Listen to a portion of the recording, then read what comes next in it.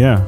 So what brings us here today? I thought it was about time we discussed the hero's journey. We've mentioned it several times, but I thought a neat spin on it would be, because I've obviously in us talking about it and bringing it up, I've scratched on the other side of that coin, which is the villain's journey, which you don't actually hear that quite as often. And I didn't realize there was an actual name for that, but you notice movies like Cruella, even for readers of Dune who know Herbert's actual intention for Paul Atreides, of him being a villainous hero type. So there's a subgenre kind of forming of that type of film, which is kind of interesting. Yeah. Well, we'll get to that point. I don't want to spoil my main devil's advocate point. Oh, okay. To I it, like this because you have it in the notes, but they're toward the end, so I'll wait. I like it. Counterpoints. Mm-hmm. But yeah, I thought with how many times we've discussed it at this point, I think it's time to give it its due, its grand introduction, as it were. Well, yeah, it's a big one. Although I don't know if it's starting to fall out of favor or people just don't like Joseph Campbell because of other things he did or said back in the day. But yeah, I mean, whether or not you like him, I think I've always said you can still separate the art from the artist, or at least I think you should. Especially where, writing principles like this, where you can kind of pick them apart to a million and this isn't different degrees. And this is more, like I've said, when we did our structure episode, these aren't things that are necessarily created in the sense of how you would write a story. This is more just someone looking at story and making observations and drawing a general outline of, this is one way I see it working. This is a it also comes into play, that whole idea that, creativity and ideas are not necessarily owned by the person who discover them. That kind of gets into our memetics discussion where, an idea can transcend the person once it's out in the world. Mm-hmm. So there's that in play as well. Yeah, and I'm just saying that, what am I saying? See, I don't even know what I'm saying. No, that this is not when someone makes if I can branch off just a little bit into science. Branch off. When someone makes a discovery, they didn't invent it or create it. You know what I mean? When someone discovered electricity, you say discovered because you don't say created. Exactly. No one created electricity, or at least no person that we know of. They discovered it, or atoms, or the Newton's law of motion. He didn't create them, essentially. He found it. He figured out a way to understand it, and that's essentially what the hero's journey is. It's something that's there. I saw a quote from David Lynch recently that, to this end, that is weirdly relevant. I just saw it the other day, and he was bringing up the idea that writing and coming up with ideas for scripts is very much like fishing, as opposed to farming. It's you're not creating the thing. It's just you're pulling it in and you're preparing it and making it available for somebody to interpret a certain way. Yeah. And I think that's an interesting standpoint on all of this. No, I agree. My analogy to it, or my metaphor, whatever you want to say, I would take the Indiana Jones route, as I do, and would say that it's discovering a lost ruin. You didn't build it, but it's there, and your job now is to uncover it and try to re-engineer it. That's the way I look at, when you're writing or coming up with ideas. The idea's there. It's just a matter of slowly, meticulously uncovering it, peeling back the layers of ages of growth that have covered it up. And a wise man once said that ogres are like onions. Wait, what'd you say? I said a wise man once said that ogres are like onions. Oh, I thought you said boogers are like onions. I'm like, what the hell are you talking about? Well, that's also relevant. Yeah. What about cakes? Everybody likes cakes. Everybody likes cakes. Cakes have layers. What a great piece of dialogue exchange. Yeah. But we're talking about the hero's journey.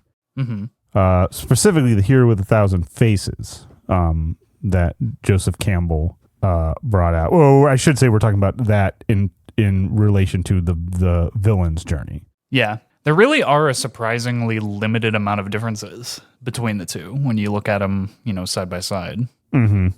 Well, yeah. And But yes. Well, I was going to say I would kind of like to, we'll go and break down the hero's journey. I think that's the easiest way to do this. Okay. And then from there, it's more easier to disseminate the differences once we get into this is a versus episode. That was the idea. I thought we could look at them side by side and just kind of cross compare here. Well, and here's the first thing too. I'll put a little disclaimer. When you're writing, you absolutely do not have to 100% follow this structure. You also didn't even need to really consciously think of it. I think it's one of those things like once you're like, you've just like thought about it once and it's in the back of your head. It's not a bad thing to just kind of have kicking around. You don't need to like have lists of all these things, necessarily to write. This is something that is like applied after he's gotten the data. He was looking at tons of stories and being like, okay, I'm seeing the pattern there. He didn't just create this pattern out of nowhere. Kind of like, when they're testing a new drug on the market or medicine. They have to let the results, they got to do that double blind trial or whatever it's called. And then let the results. And then from the data, they can start to see, all right, here's what the numbers say. This is the scientific side, if you will, of creative thinking. This is just people coming in, the analytical side, and being like, okay, this works, but why does it work? It's someone trying to break down the narrative structure into its most basic elements and understand why people tend to gravitate towards certain stories the way they do. Yeah. Or what essentially makes a story better than others or more popular than others. Especially for like some of the cardinal few, it's like it's kind of easy to identify this structure in some more kind of, I would say, I'm trying to come up with the right way to describe that. Some of the more, I guess, notable pieces of like storytelling, like definitely like thoroughly through fantasy. A lot of sci-fi has the hero's journey, but it's like not something so easily defined all the time. Like, sometimes things just kind of touch on it, but there are a lot of like very like tentpole pieces of storytelling, like Star Wars, for example, throughout history that just like can very much to a T be defined as this, but it's not always so clear cut. Yeah. The one when I'm looking at the famous, like I'm sure a lot of people might recognize it, the circle, like they do it as a circle. Yeah. Which kind of plays into that Dan Harmon story circle. I was just going to bring that up. I think the Dan Harmon story circle that he would use a lot for Rick and Morty sort of even simplifies this version a little bit more because there's 12 steps in Campbell's hero's journey. And I think the Dan Harmon story circle only has 8, if I remember correctly. That sounds right, yeah. And I think that just kind of simplifies it even more. You're trying to come up with your own recipe here that you can follow. You're being that Sanderson would say, you're trying to learn to become a chef and not a cook. You're trying to learn, okay, when you're cooking, what makes this dish good? Is it the spice? Is it the oil? Is it the temperature, the salt, the temperature? Process. Yeah, whatever. And it's like, why do you take, like, how is it that you take all these ingredients, put them together, and then you get something really good? I mean, you think about it. When you're doing that, it shouldn't work, really. It's kind of weird, right? If you really think about it. Like, you're taking butter and you're, like, melting it in a pot and then throwing eggs in there or whipping them till they're, like, not even an egg anymore. Like, what are they anymore? You whip them, you get that, like, that fluffy white, like, pastry look to it. But, yeah, it's strange when you really start to think about it. And that's the same with the hero's journey. Like you're trying to impose a way of like thinking about these stories and how they work. But let's. Guess we could get into the points here. Just talk about how he breaks it down. And again, we've done it before, where we have like a visual aid we're trying to go off of, and we're trying to explain it strictly in an audio form. So I will do my best to include some materials in our about section of this one, so everybody can kind of follow along here. But yeah, the hero's journey circular path that it follows. Yeah. Starting from the right side and like going around clockwise. Yes. And there's a lot of people too, little tidbit before we start, in case anyone is curious. A lot of people say that certain sports mimic this. This is not just particularly like baseball. Literally, you start at home, you go to first, you go to second, you go to third, you come back home. Yeah. It has that circle. But like the difference between sports and a structure and narrative, fiction storytelling is or art just in general, there's no author or artist, sports are strictly left up to competition, unless of course,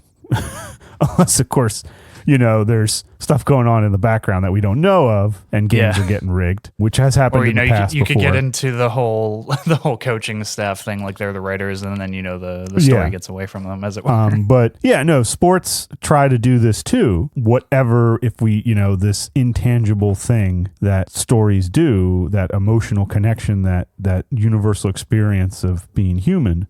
Sports bring that forth as well, just in a little bit different way. But there is an artistry in sport in the way, like, otherwise I still would lump them all together as a form of entertainment. Maybe that's not the word I'm looking for, but spectacle, I guess. That's very fair. But they're coming at it from a different angle, but there's, I think there's a connection there, as thin as I'm making it sound. It's still there. But the baseball was one, having played baseball when I was little and one of my favorite sports to watch. The hero's journey is one that like plays out in the sport as you're watching it. Yeah. I like the pace of baseball too, because it does fit with a lot of these types of things. As we go through it, I guess, you can start with the two halves.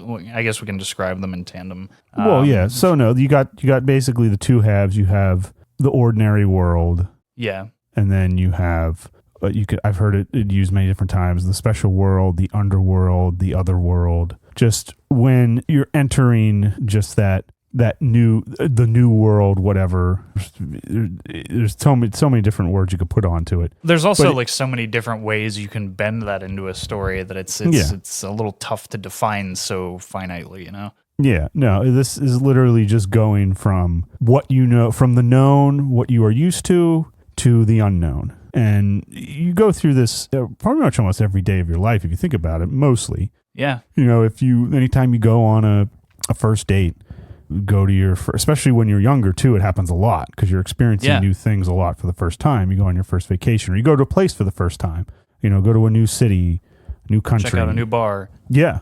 And that's essentially, you're going from what is known into the unknown. That's literally we're crossing that threshold into something you've never done before, something you're not familiar with, or going outside of your comfort zone. Essentially is what the ordinary world and the special world, or the underworld, whatever term you want to call it. That's essentially all that those two parts are. You could say, in the context of Lord of the Rings, like the Shire is the ordinary world.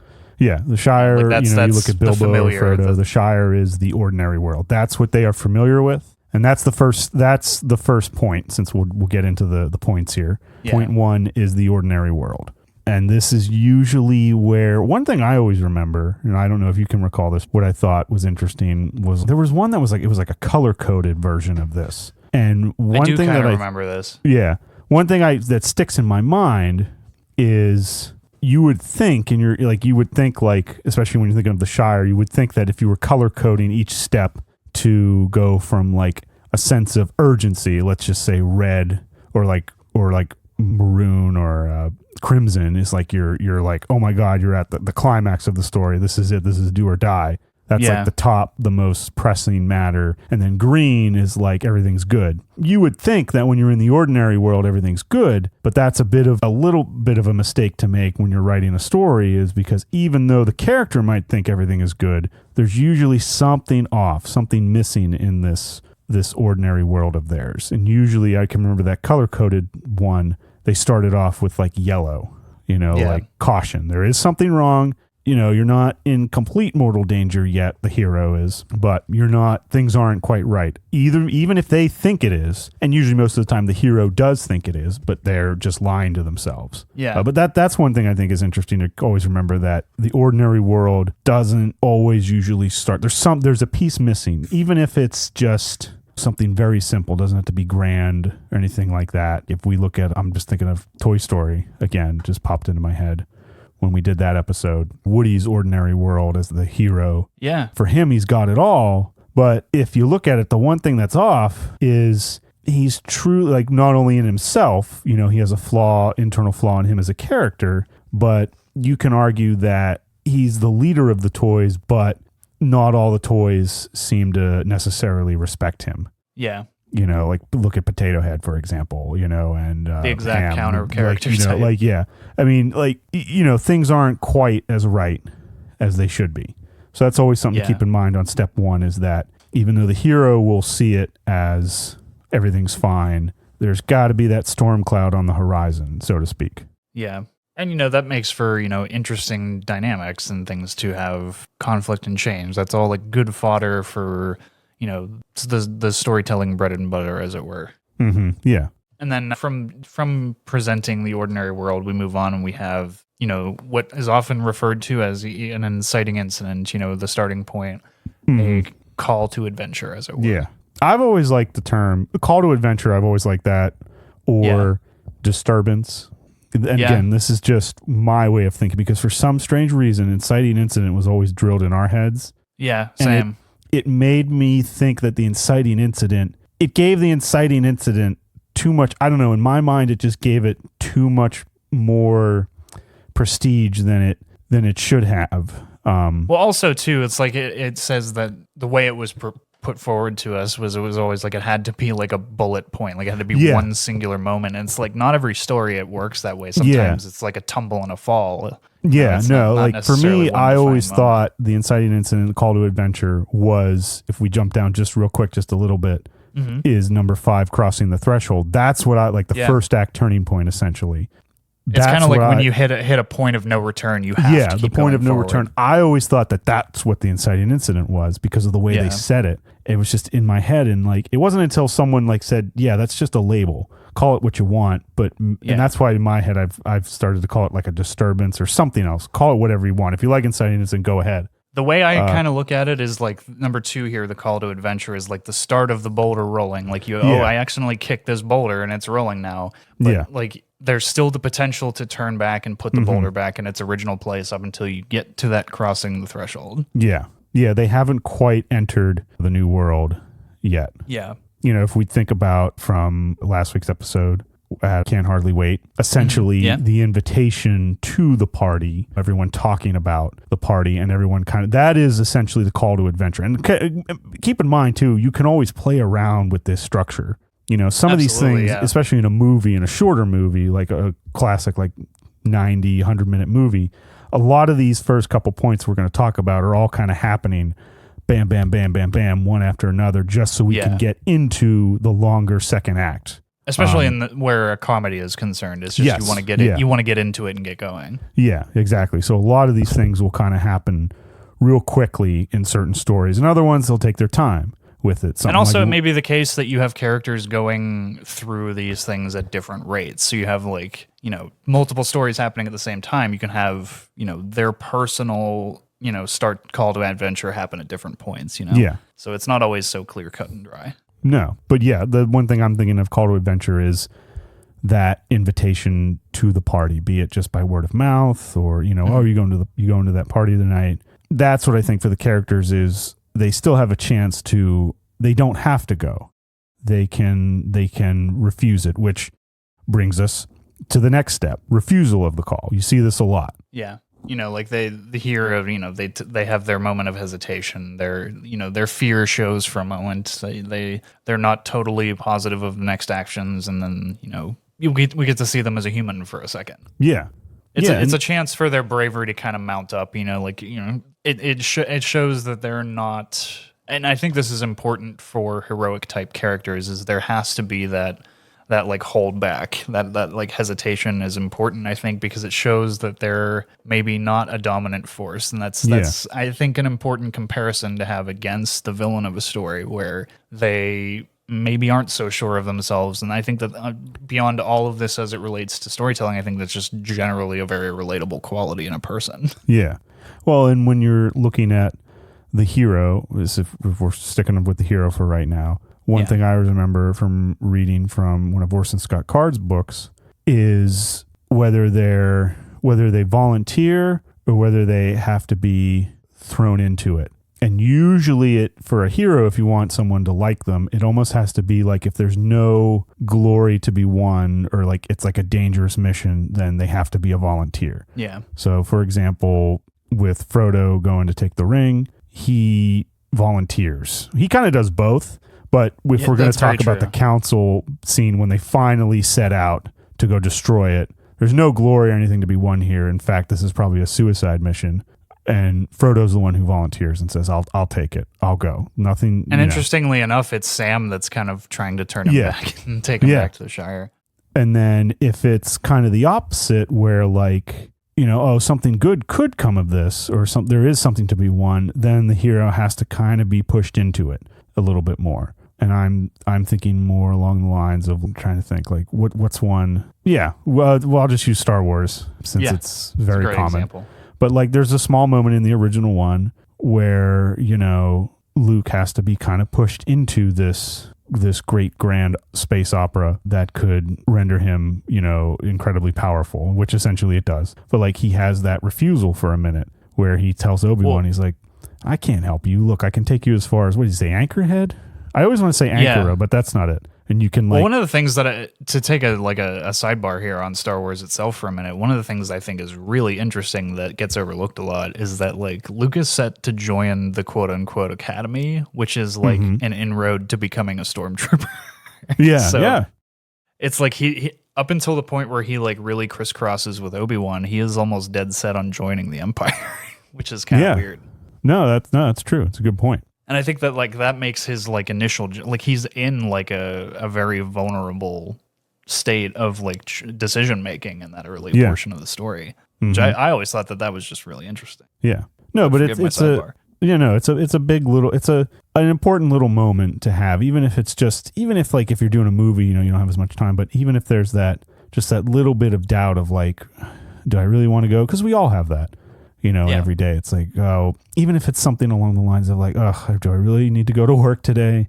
Do I really want to go on this vacation? Like, the doubt gnaws at all of us every single day. Yeah. It's always there. So it's if you look at it from that perspective, it's like kind of just like a little signpost saying, stop along the journey. Let's show the audience that this character is human too, and similar to us in that they doubt themselves. They doubt what they can do. They doubt if they're worthy. And that's what the refusal of the call step does. Yeah, and weirdly enough, we mentioned Obi-Wan. That brings us to point number 4 there with the meeting of the mentor. I think that this one's a little bit more, ironically enough, I used the term, I didn't mean to do it, but gray with Lord of the Rings and Gandalf. Yeah. Because I do think that it comes a little earlier than this. It does. No, it absolutely does. And again, like I would never take this, don't ever, can I say, or are you going to cut that out? Don't ever, no, cut that out now. That's going to sound bad. We can thesaurus it. Don't ever... Can be trapped. You can be trapped in that. Yeah, don't ever get caught. Don't ever be obsessed with the structure in and of itself. Like, it has to go this way, this way, this way. It's got to go 1, 2, 3, 4, 5, 6. It's got to go this way. This is more just kind of saying these are some of the signposts along the journey and moments that you can have that'll really start to amp up the emotion and the stakes in your story. But you can have the mentor. I could even say you could move the mentor into the special world. Like you could have them be step number 5 step number 5 if you wanted.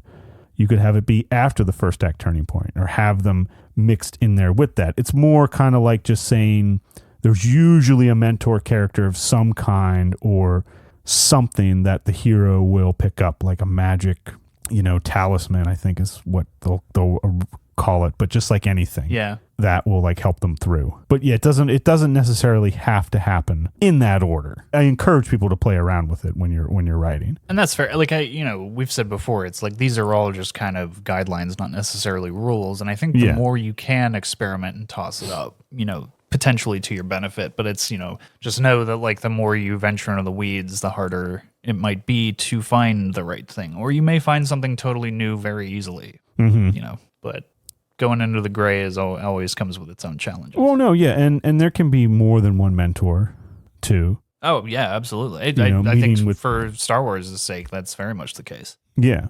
When you look at certain stories, sometimes the mentor can also be an antagonist as well. The mentor antagonist is, you look at like romances or buddy cop movies. Yeah. The friend who's a mentor is also the antagonist. You know, they're it's the like, ones look, sort of.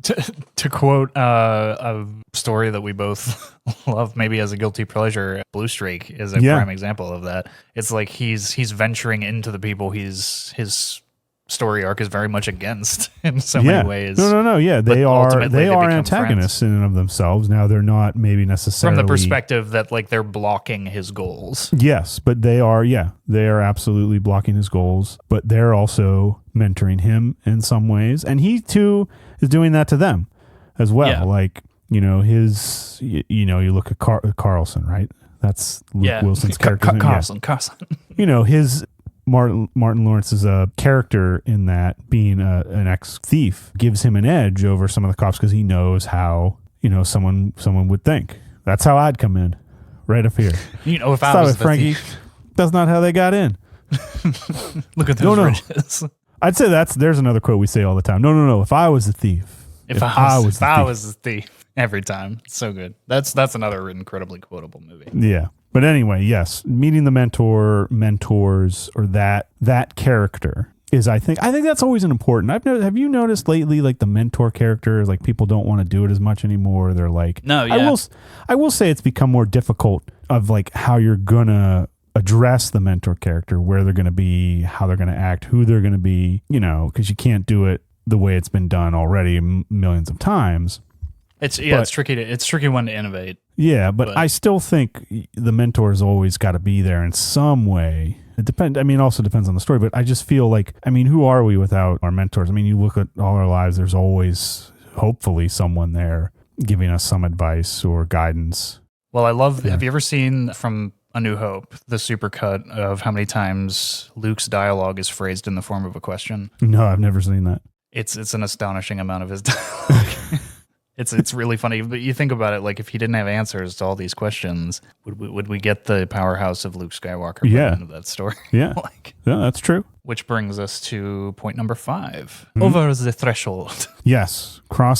Step over the threshold. Come. Yes, this to me is now this is one of the bigger ones that I say kind of has to happen around now in some way. And this to me is just the first act turning point, or the point of no return. This is where you're in it now. Like you're not getting out. There's no going back, really. Yeah, you're in it now. This and it does, like some first acts can be longer than others. If I think back to some of our previous episodes, if I look at Jurassic Park, the hero's journey for me, I'm looking at Grant as being the hero in this story. Yes, you could certainly argue that the true crossing the threshold is when the T-Rex finally breaks, when the dinosaurs finally break out. Spoilers. Yeah. In case you've never seen the movie or heard of it.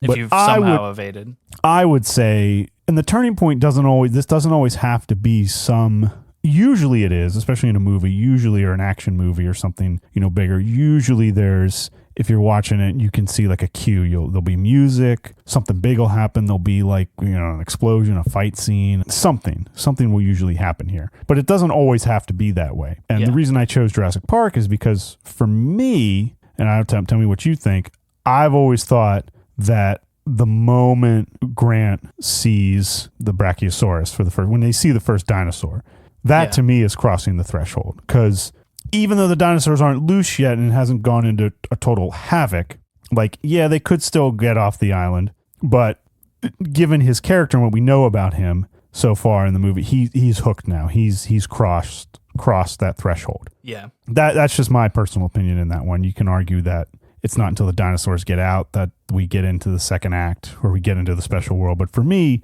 I like that moment.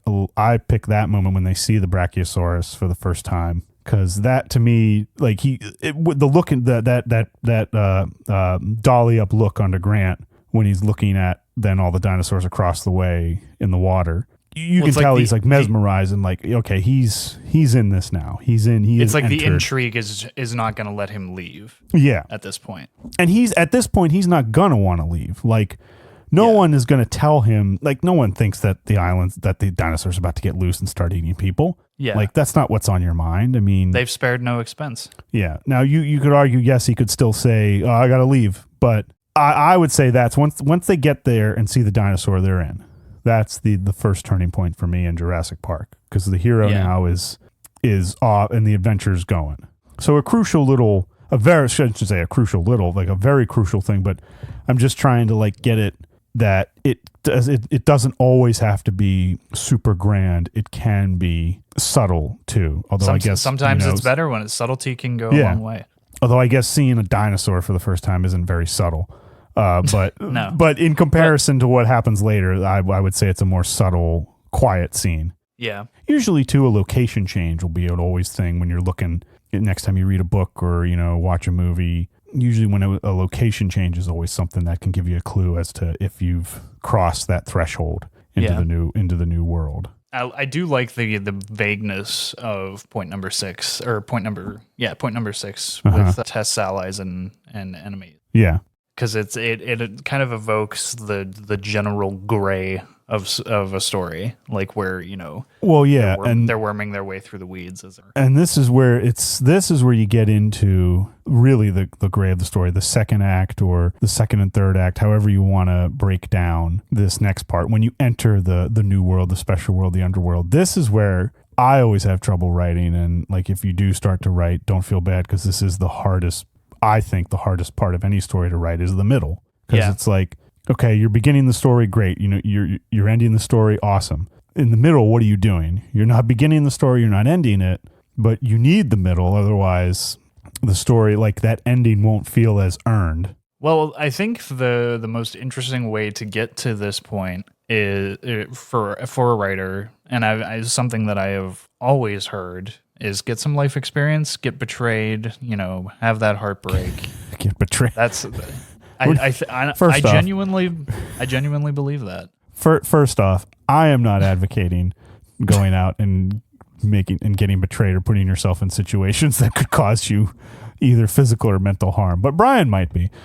But in the general sense, get some life experience. I think that is where good writing comes from. No, absolutely, yes. Maybe not necessarily to the most crazy degrees, but to get some inkling of, how these things may unfold psychologically in your characters. It's a good thing to have in the back pocket. Once you've had some of those burns of life. Yeah. Well, one thing I think I like the example you picked up here. You said Hiccup in How to Train Your Dragon. Yeah, I think that one's kind of an underrated little gem. Mm-hmm. But yeah, like he's a particular character that you can especially see if you look at the first 3 movies as like an arc of his character, like you can see from point A to point B, like how much he changes and how much he grows into the king that he's trying to be. Mm-hmm. So it's his tests and his tribulations are manifold through if you look kind of like Lord of the Rings, kind of like Star Wars, if you look at it as like those multiple installments are like one spanning story. Yeah. No, another one I think of that kind of somewhat more recent. If you look at like the first Iron Man movie. Yeah. Him just, especially as they play into like a larger fabric. Yeah. Like Tony Stark just trying to keep figuring out like all the bugs and things he has to do to build his armor. Yeah. Getting the whatever you want, the hover, the boosters to work right, making sure that the metal is working, fitting the head on, how to get the armor on and off, how to fix the freezing problem, which is a good plant and payoff later on in the first movie. They get a lot of great comedy out of that too. Like they use it not just like for like pushing the story forward, but they get a couple like little great like we said. I think it was week or two last, like that in-world like humor that like doesn't go too over the top. Yeah. No, absolutely. I think it was Mummy that we were talking about that. But yeah, just like you never want to break that reality, and good in world humor can do that. But next up, then we have the approach. The approach. It's all about your approach. Yeah, and if we're looking at the diagram, the circle, this is like you're still on that right side of the circle, but it's kind of as you're arcing towards the lower half there. Yeah. So this is where our hero and their allies face, the biggest ordeal or the biggest turning point where they're going to have to approach their quote unquote last challenge. Yeah. And, for Lord of the Rings, where exactly would you say that falls for Lord of the Rings? It depends. Like, well, I mean, I would say Khazad-dûm for me, but... Well, I mean, the main story, I mean, if you look at, for me, it's always been about getting the ring to Mount Doom. Yeah. Yeah, it's kind of hard because, you're looking at it from either one installment's perspective or the larger story, so it's tricky. Yeah. I would put the approach to this would be, if you're looking at the whole trilogy, mine would be somewhere in getting into Shelob's lair and getting up to the mountain. Yeah. Because although I would even, if we skip to like kind of the next one, the ordeal, death and rebirth there, one thing that's kind of interesting in the book in Lord of the Rings, I don't know but if you've never read like Return of the King, in the movie, Gollum and Frodo are kind of fighting for the ring. Yeah. And they still do that in the book. It's similar, but there is one little kind of nuance in the book that I prefer more. Oh, they made a book out of that?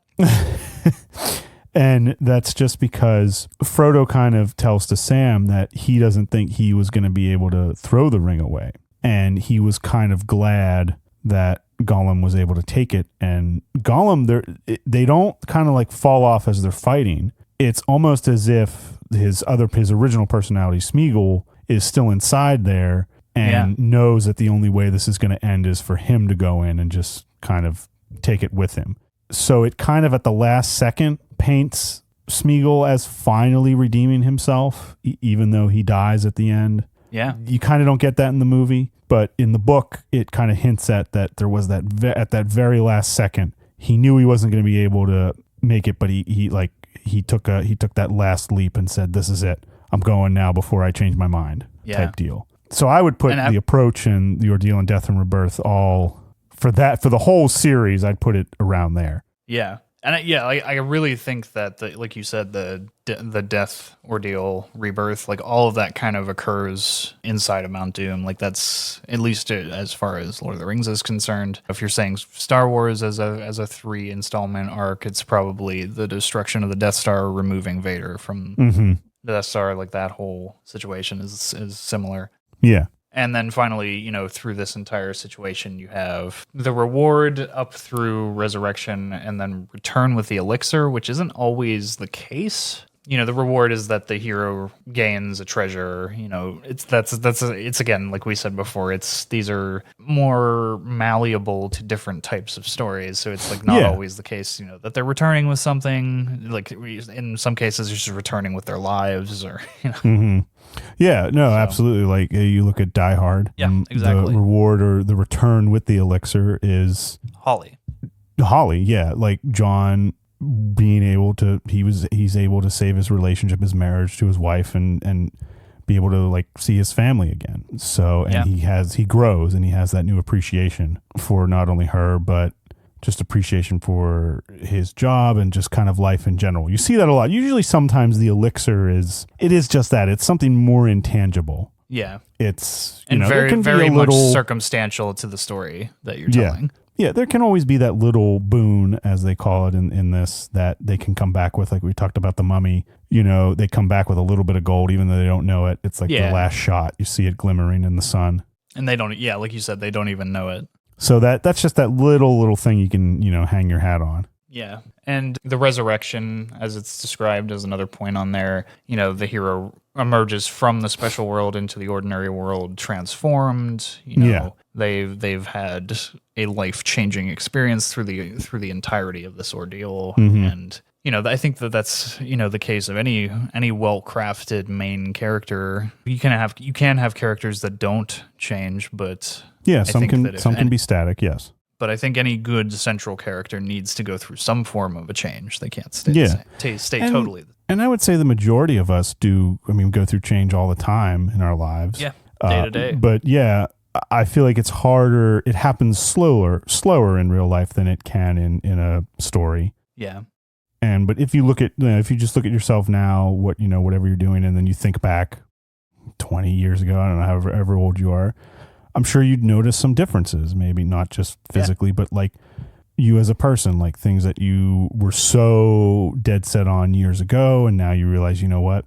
No, I don't do that anymore. Or I'm just like, no, I'm good. So like, partying at 2 a.m. till 5 a.m. Anymore, I'm just like, what about 6 p.m. to 9 p.m.? Exactly.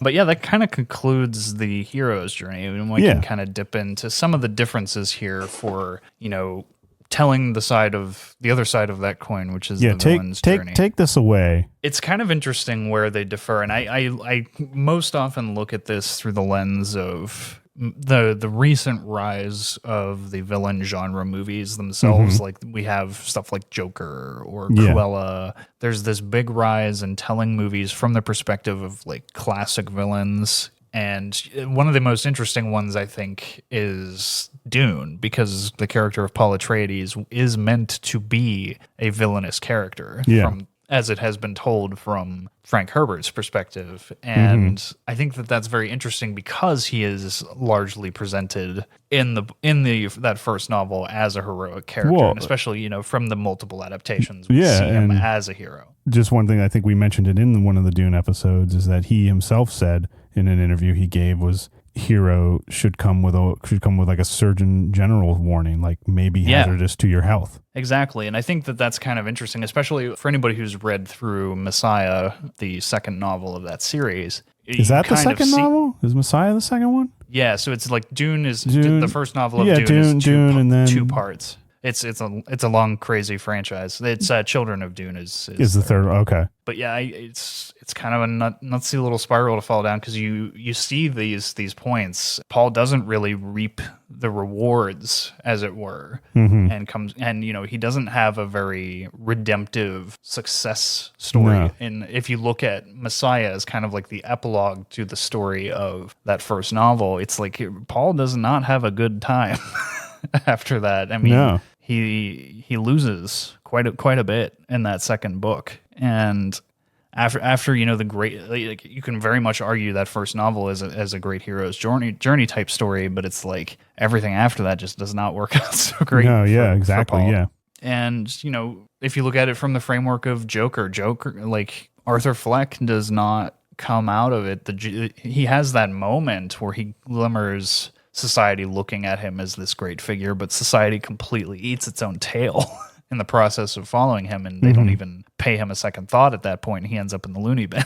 Yeah. So you can argue that he wins his goals, but he as an individual ends up losing out through that whole process.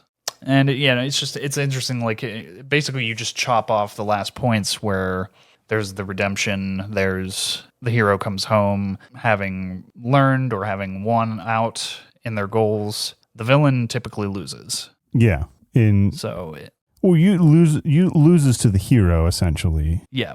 And it's interesting. So I'll just go into and you pretty much have it in here, but I'll just say that to the sort of trick to this whole episode, or the gotcha moment, I guess, to put the two as two separate things, I would say is misleading. I would say that my big devil's advocate point is that they are one and the same. Yeah, and that can be very much argued.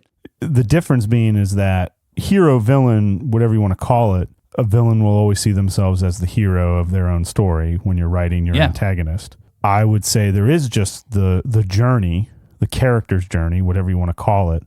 It's just there's variations. For the villain is usually never gets to be in the hot seat. The steering wheel is not theirs. So that's why we call them the villain. They serve that purpose, that role. But once you move them into that, when you put the spotlight on them completely, so like if Joker, and I'm just trying to think at the end, for him, I mean, it's interesting that they're saying that the difference would be that steps 9 through 12, there is no reward or return for them.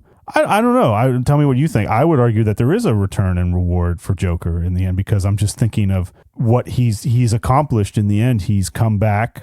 He went to that new world, that insane new world that, just like you said, society eats its own tail.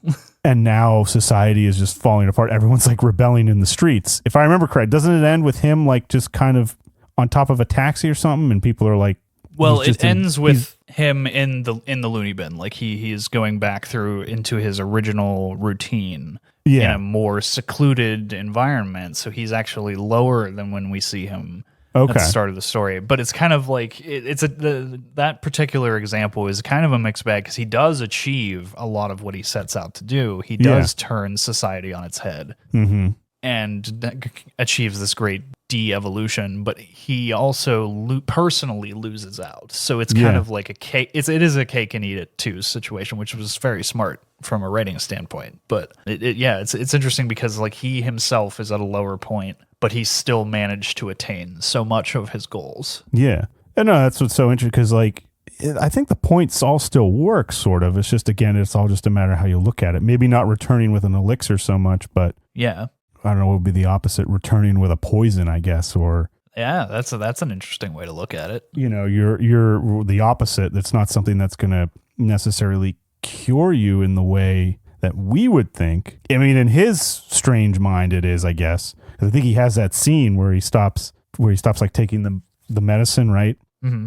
And he says that what is it? Like he says, like I've never felt better now that I can just be myself. I'm not trying to fight who I am anymore when he's talking to like his doctor or whoever. Well, there's also that really great memeable moment where he's sitting there smoking and she's asking him what he finds so funny and he's like, you wouldn't get it. Yeah. So in the resurrection, I guess it's almost like, I think you said it, like it's almost like that de-evolution of the character. It's kind of almost like, maybe I don't know if you would say it like, as we're sitting here talking and looking at it, it's almost kind of backwards a little bit of how the hero's journey goes. It's almost like the other way. It's kind of holding up a mirror to that example. Well, yeah, and as it should be. No, and that's what's so interesting about it is, again, we're not making this up off the top of our heads. It's just stuff that we're kind of picking up as we're discussing it, and it's like, it's there. It's just you have to like put a name to it. It's like discovering fire. I didn't. One of the great fire. It's one of the greatest philosophical takes that I've seen on the villain's journey, as it's looked at in regards to the hero's journey, is you could argue that any villain is just a hero whom the world has not shown its light on. Yeah, and that particular way of looking at it, I've always found interesting. Mm-hmm. So you take a hero and you make them utterly downtrodden and not respected by the world. The world just relentlessly beats them down and they pursue anyway. Yeah. And I think, if you really look at a villain from their own perspective, that's generally the progression. Well, yeah, too. And sometimes we look at, you could argue that a villain necessarily might not push past their pain the way a hero does. They don't master that flaw, I guess. Their pain controls them. Yeah, their pain controls them, or they just learn to love it, learn to live with it, or they become so blind to it that they believe the lie to themselves. They never get over, like we talk about that, what I said in the beginning, that the yellow code in the ordinary world. Yeah. They never get over that original lie. They never get to that green color. They just get straight to dark crimson and finally just stay there. Like, Yeah, that's an interesting way of looking at it. I don't know. This may change the way I look at some writing models here. I might have to look at some stuff. Yeah, I mean, it depends on the character. Everything is, again, these aren't like nothing's definitive. Yeah, but it's interesting to think about. Only a Sith deals in absolutes, huh? Uh-huh. It's just interesting to think about it. How all the steps are there, and I mean, I could still see all those moments, though, in a more, you look at, I'm going to use more of a TV an example here, but if you look at maybe like The Sopranos, Tony Soprano, they're anti-heroes, essentially. I haven't seen the whole series in a while now, but he follows this similar journey. It's tough to get it all to fit correctly. Yeah, you get that with the anti-hero situation. You can make the same argument for Breaking Bad. Yeah. Or any similar type character. Well, I would say Breaking Bad is even a villain's journey. Especially where he ends up. Yeah, very much so. But you could you could argue that he did achieve, Heisenberg, that half of Walter White did achieve his goals. Mm-hmm. Maybe Walter White lost out, but Heisenberg did not. Yeah. It all comes down to that character and what makes them tick. Yeah. And what you're going to do to show their transformation. I will say that with it, there's always seems to be that sense of change or transformation, be it from within them as a character or outside or both, whether they change themselves or they change the world around them. Yeah. I do think it's interesting to think of that arc being almost integral to your story. Yeah, I can't agree with that more. No, agree with it more, please. Again, there can never be too much. Definitely an old tool, an interesting one. I think Campbell came up with the hero's journey. Was it the 40s you have here? Yeah, that sounds about right. Yeah, definitely a good one. Definitely a good just set of pathways to have in your back pocket. Yeah, it's a good roadmap if you're ever stuck to kind of look at it. And again, you don't have to glue yourself to anything. Yeah, but I'm still trying to think of the word. You don't have to be. Oh, damn it. You don't. Just cut. You're in a particular mindset with that one. You know what you should do for this episode? You should just bleep me out the entire time. Every time you talk, it's fine. But then everything else is just one long bleep the whole way through. I think that would turn some heads. I don't know. There's a word for that. There's a word for something I'm thinking of. I can't quite put my finger on it. But yeah, no, definitely a good tool and interesting to think about when you apply it to villainous characters or someone who's going to certainly not have the classic traditional heroic outcome in the story that we want. Yeah, definitely interesting to try and flip it on its head and, hit different characters into this mold is can be a tricky thing, but can also be a very interesting thing if you play your cards right. Yeah. I'm still trying to think of the word. You don't have to be. Oh, damn it! You don't. Just cut. You're in a particular mindset with that one. You know what you should do for this episode? You should just bleep me out the entire time.